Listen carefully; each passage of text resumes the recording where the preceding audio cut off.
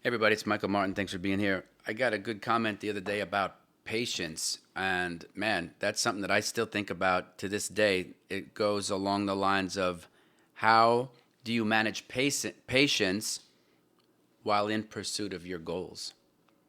And I've talked about patience a lot before, maybe not all in one spot, but it's interesting because patience is really the act of not doing something that you might feel impulsively to want to do, for example. So, what is it that you feel when you have to be patient? So, for example, maybe you get in a trade, you're a breakout trader, you buy the trade, it goes up a little bit, but it doesn't go enough to warrant taking off the trade.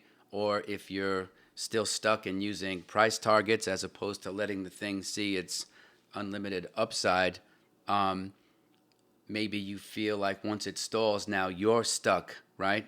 Because now you kind of personify what's going on with the security, even though the forces of supply and demand are at work.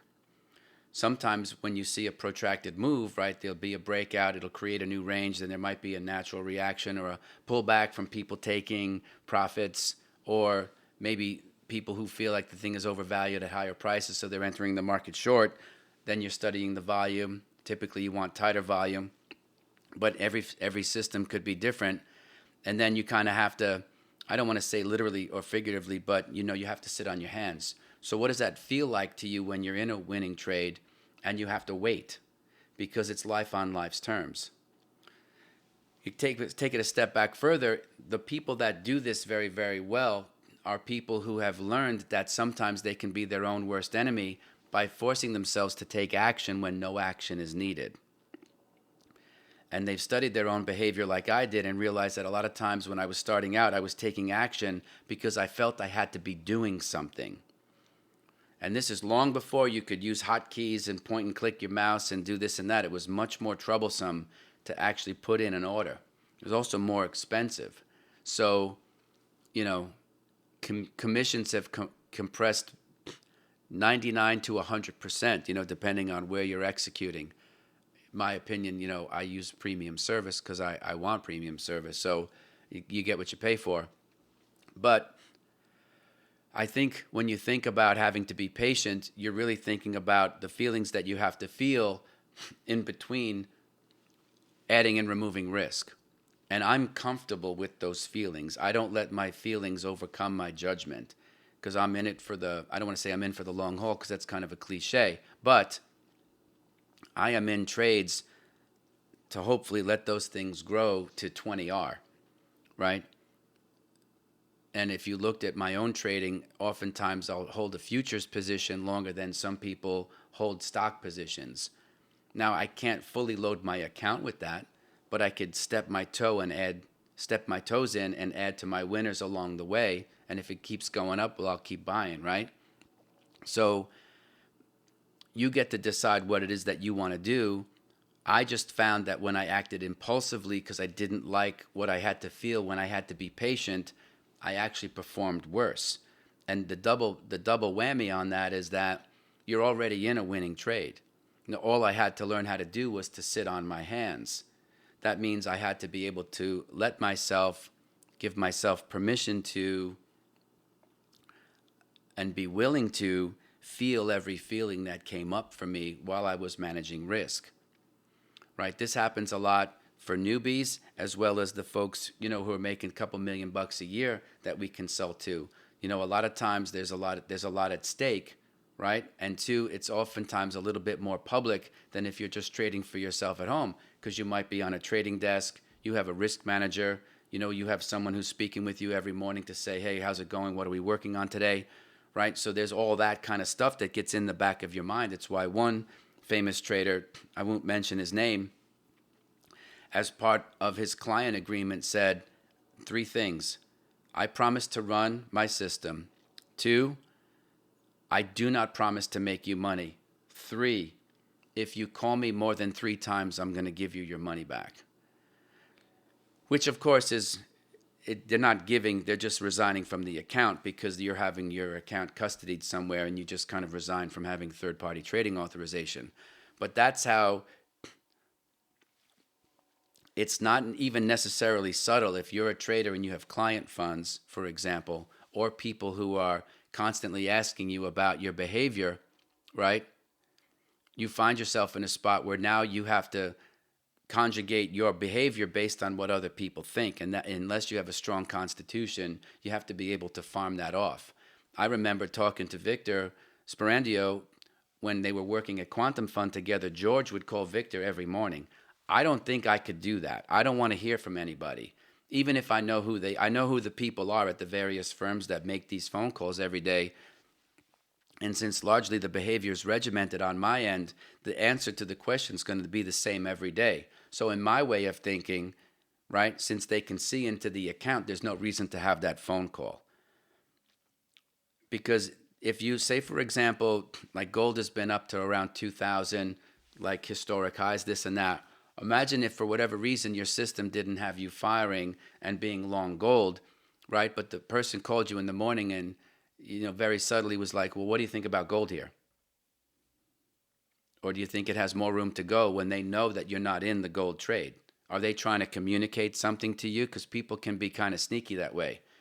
In fact, I would say more than half the people can't actually articulate directly, like saying, I know you have your model, but what is it about gold that's not firing? Like, why aren't we in it? Right? And so that kind of stuff can put pressure on a trader that has really nothing to do with his or her, their goals. You see?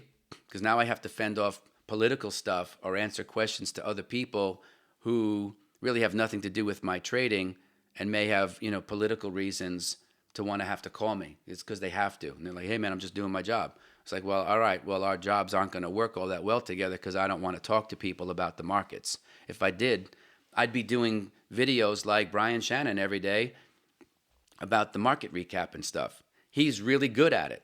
It's not what I do. I could easily add my 2 cents to it. I don't think that actually helps people, though.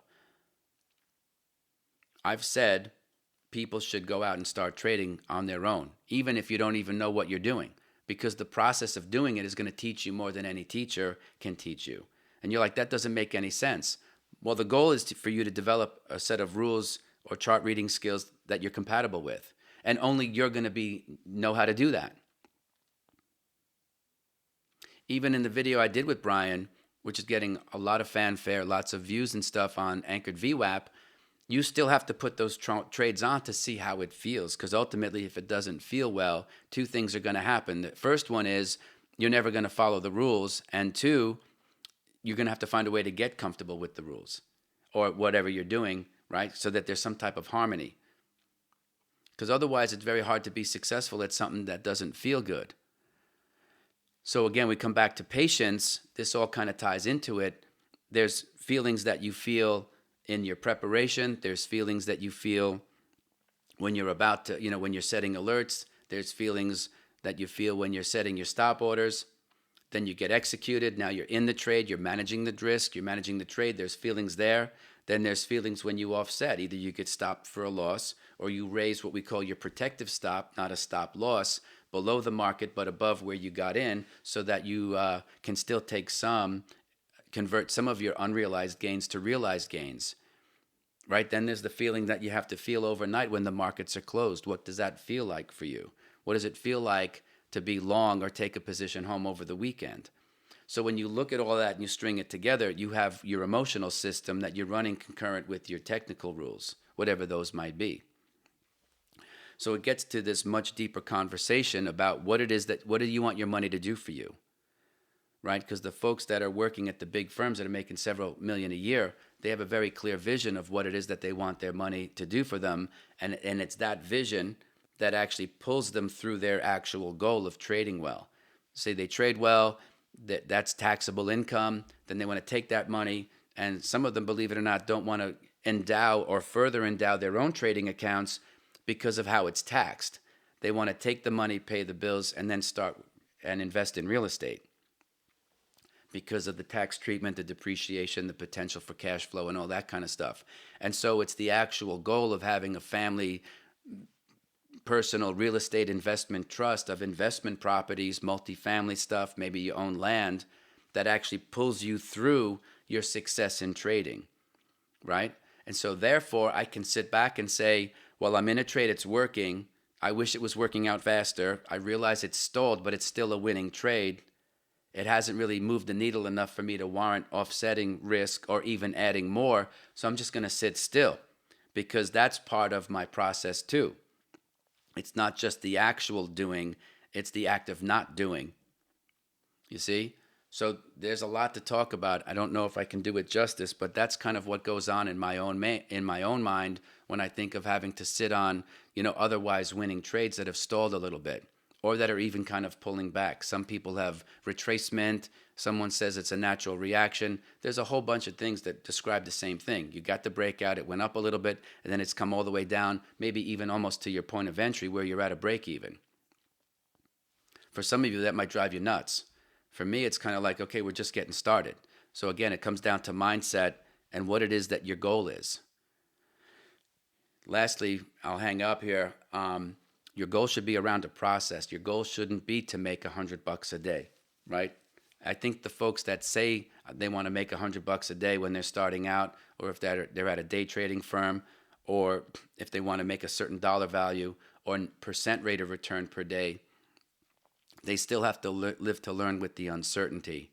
And I think when you speak about patience and the things that you have to feel when you're in the process of being patient, right, has a lot to do with you being able to conjugate what it is that you're actually doing in the marketplace with those moments in time where there's no activity or there's no movement in the underlying security that you already have in your portfolio.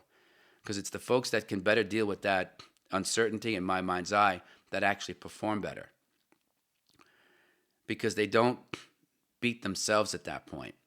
And the markets, it's hard enough to make money, I've said this before, in good markets, right? These aren't necessarily good markets. There'll be some names that go up tenfold, right? And that in and of itself, a singular name could be a market. I'm just saying for the overall tenor, though, of how people feel about stuff, this isn't like boom times. It's not like the mid to late 90s, for example. So if you embrace the uncertainty by having strict rules around risk management, and you embrace the uncertainty in your emotional system, which you also have to consider, I think you open yourself up to greater trading gains, because it's the uncertainty where you get paid, right? If that's the risk of the unknown of how things are going to go, there's a reward that goes with that. And all you need to do at that moment in time is know where your stop is. And that's how you deal with the uncertainty. You say, well, no matter what happens, there's my stop, and I'm not going to negotiate that. And if I bought at 19 and my stop was 18, at 18.20, I'm not going to drop my stop to 17.50 because I don't want to get knocked out of the trade and have the thing go back up against me once I get knocked out.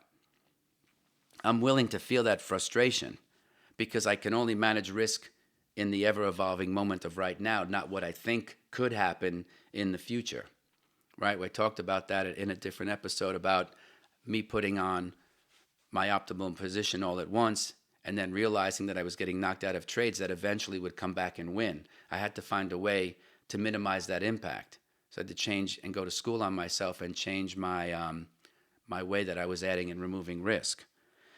Then I had to be patient with that process because I can only see the real results after the fact, after I've actually done and exhibited the behavior. So I don't think anyone is immune from having to feel their feelings in and around being patient. But it starts with having a clear vision, a clear goal of what it is that you want your money to do for you. And then once you get that money, what do you want it to do for you then? So sometimes that can actually pull you closer to your goal and help you change your behavior today. It's a super deep subject. I certainly don't have all the answers. If you like, or if anything has resonated with you in this or any episode, please consider liking and subscribing, because that helps me figure out what it is that you do like so that I can create more of it. Thanks so much for being here, folks. I'll see you next time.